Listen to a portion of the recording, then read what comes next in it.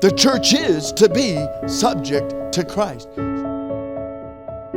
She's not to be subject to opinions. She's not to be subject to what people are wanting and asking for. She is to be subject to Christ. By the shedding of His own blood, as He hung upon that cross, and He bled from His head and He bled from His hands, and He yielded up the ghost, we know that the soldier came and he stuck that spear into his side, right where the very ribs were, and the blood and the water came out, and through that blood and through that water, my friends, the New Testament church was bought and paid for.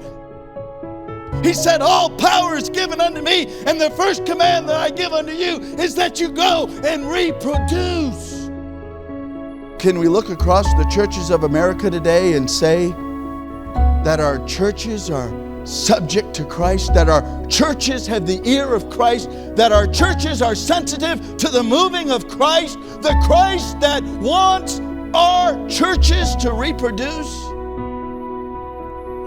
Will you not agree tonight that the only institution that God ever designed and desires to use to propagate the gospel through the birthing of new churches is the blood-bought church?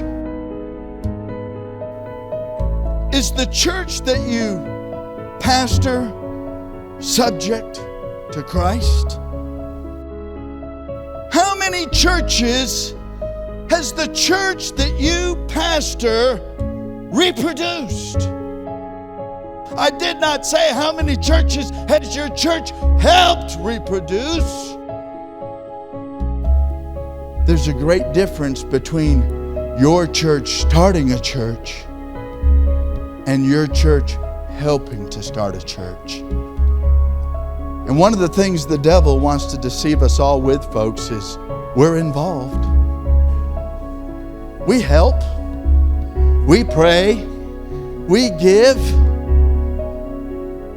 But is that all that the Lord commissioned us to do?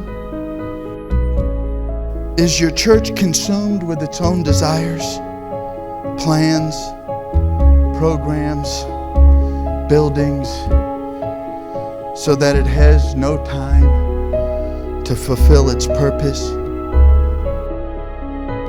I truly fear tonight that that is the state of many of our churches. I wonder if there'd be some tonight when they look at their church and realize it's been sleeping to the call and commission of God, that would be like Hannah and say, oh, God, will you give me a man-child?